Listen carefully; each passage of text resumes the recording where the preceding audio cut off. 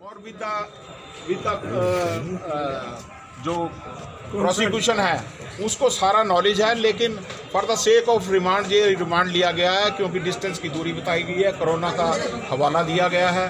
हमने माननीय न्यायाधीश को ये कहा है कि जो अक्यूज्ड हैं इनका मेडिकल टेस्ट कराया जाए और साथ में इन्वेस्टिगेशन के टाइम पे कोई वकील जो भी अदालत चाहे वो साथ में होना चाहिए। उसको उन्होंने एक्सेप्ट किया है। वो कहते हैं इस ऑर्डर की वेट करो और उन्होंने कहा है कि इस ऑर्डर के तो इन पर महिला पर जो है जो एडवोकेट है संतोष यादव, इन पर आरोप था कि एनआरआई बुजुर्ग से जो है ठगी की गई है, कुछ पैसे की ठगी की गई है, पैसे का फ्रॉड किया गया, वो क्या मामला था? अगर पैसे की ठगी की गई होती तो जो मरहूम राणा जी थे वो 1.5 साल तक अपनी लड़की के पास यूके में रहे। ना तो उन्होंने यूके में कोई एप्लीकेशन मूव की, ना ही उन्होंने इंडिया में कोई एप्लीकेशन ऐसी मूव की कि मेरे साथ कोई फ्रॉड हुआ है। अगर कोई फ्रॉड हुआ होता तो डेफिनेटली कोई ना कोई ऐसी एप्लीकेशन सरकार को, पुलिस को या किसी उच्च अधिकारी को देते। उन्होंने ऐसी कोई एप्लीकेशन नहीं दी। ये उनकी डेथ के बाद जब वो हुआ तो जब ये राणा जी और इनकी पत्नी लंदन में अपनी लड़की के पास गए तो उन्होंने मिसबिहेव किया। मिसबिहेव होने के पश्चात वो वापस इंडिया आए। उन्होंने एक विल भी लिखी है कि मेरी लड़की के साथ कोई ताल्लुक वास्ता नहीं है क्योंकि ये मेरे साथ मिसबिहेव करती है। अंडर द गार्ब ऑफ कोई रिलेशन है, वो इनकी प्रॉपर्टी को है ख़त्म करना चाहते हैं। अब जो कानून के मध्य तो 4 दिन का रिमांड लिया, 4 दिन का रिमांड लिया। बार ने लाइसेंस कैंसिल किया दोनों पति पत्नी को? बार ने कैंसिल नहीं किया, ये बार काउंसिल ऑफ हरियाणा ने कैंसिल किया था। और जो एप्लीकेशन जहाँ तक हमारे संज्ञान में है कि वो कोरोना जब ख़त्म होगा तो उसको बार काउंसिल में दोबारा दिया जाएगा क्योंकि केसेस के ऊपर अगर बार काउंसिल लाइसेंस कैंसिल करने लगे तो मेरे हिसाब से पंजाब हरियाणा में सैकड़ों की तादाद में केसेस होंगे।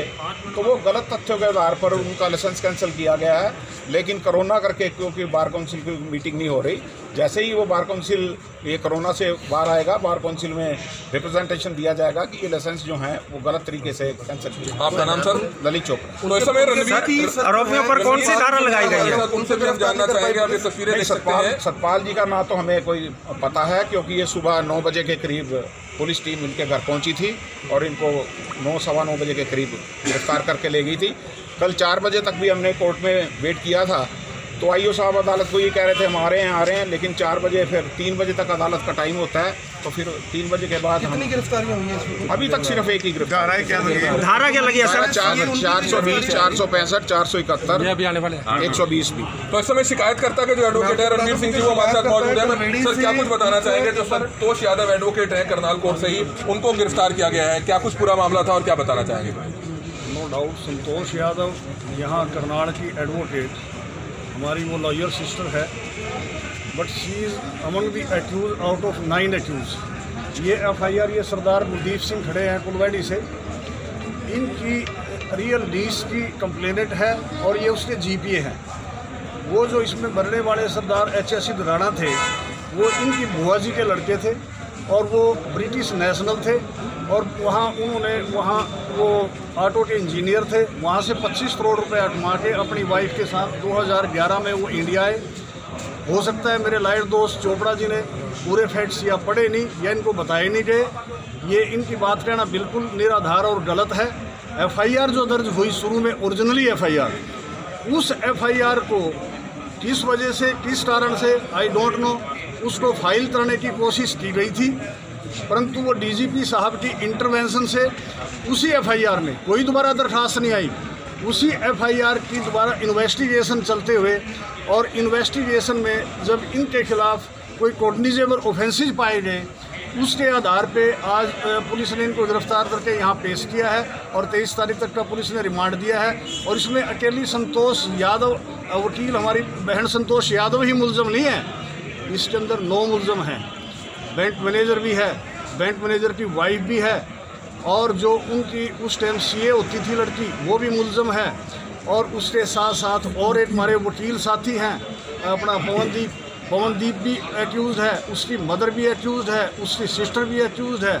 इसके अंदर 9 एक्यूज़ हैं और ये 25 करोड़ रुपए में से मैं नटसर में आपके नोटिस में दे दूं कि 2 बैंकों में उनका अकाउंट था।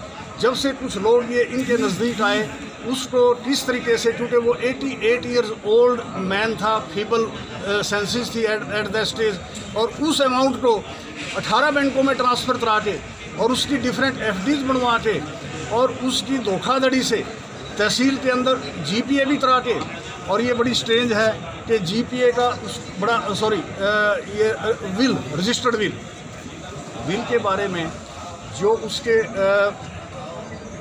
जिसको उसके बारे में उसका अमाउंट या कोई भी प्रॉपर्टी जानी है, वो उस विल को ना लिख सकते ना कुछ, और उसमें it is very unfortunate Santosh Yadav is the executor of that will, और बेनिफिशरी कौन है, उसकी 2 जो CA थी, एक दिल्ली में और एक ये करनाल में, और दिल्ली वाली जो उसकी बेनिफिशरी वो थी CA, वो करनाल कोर्ट में आके अपना एफिडेविट और बयान देगी कि जी मुझे ना कोठी में हिस्सा चाहिए, ना मेरा कोई लेना देना नहीं इनसे। उस शरीफ आदमी के जो यहाँ हिंदुस्तान में आया था कि ये मेरी वतनी ज़मीन है, यहाँ आके बुढ़ापा में अपना गुजारूँगा, और किस तरीके से उससे लगभग 6 करोड़ के करीब रुपया हड़प कर लिया। और हड़प सारा ही होता, पर वो तो टाइमली हाई कोर्ट में पटिशन फाइल की गई, माननीय हाई कोर्ट के आदेश से 14 करोड़ के लगभग पैसा वहाँ वापस इंग्लैंड चला गया, और उस ऑर्डर के अगेंस्ट भी संतोष यादव और पवनदीप जी ने, इन दोनों ने LPA फाइल की हाई कोर्ट में। हाई कोर्ट, माननीय हाई कोर्ट DB बेंच ने, जस्टिस महेश ग्रोवर जी उस बेंच में हेड थे, और उन्होंने वो लिमनी में डिसमिस करके बकायदा इनको वहाँ पर कोर्ट के अंदर रिव्यू किया गया। तो अब सर 4 दिन का रिमांड लिया गया है आज 4 दिन का रिमांड पुलिस ने लिया है, और पुलिस उसमें जो अपनी जो फॉर्मेलिटीज़ हैं, लीगल फॉर्मेलिटीज़, अमाउंट की रिकवरी के बारे में, और दूसरा और भी है वो सारे। तो इनके पति भी आरोपी हैं इसमें? इनके पति सतपाल जी भी आरोपी हैं। तो वो फरार चल रहे हैं? टोटल 9 एक्यूज है, ये पुलिस को पता हो। टोटल कितने लोगों को अरेस्ट किया गया? 9 अरेस्ट कितने? 9 के खिलाफ FIR है। आज पहला पेश कितने को किया गया? संतोष यादव अकेली पेश। सर, जिस तरह से एक मुहिम भी चलाई गई, कुछ कहना चाहेंगे? हाँ जी मैडम, आप कुछ कहना चाहेंगे? हम कुछ कहना चाहेंगे? आप नहीं कहना चाहते। एक मामला था जिसकी लाइव तस्वीरें इस समय आप देख सकते हैं। हमारी आप सभी लोग इस खबर को देखिए, वो जरूर शेयर करिए। और ज़्यादा तो करनाल में ही प्रैक्टिस करने की पर आरोप था। अब हर खबर सबसे पहले सत्य क्रांति पर आपके साथ, आपने दी आवाज़, सत्य क्रांति आपके पास।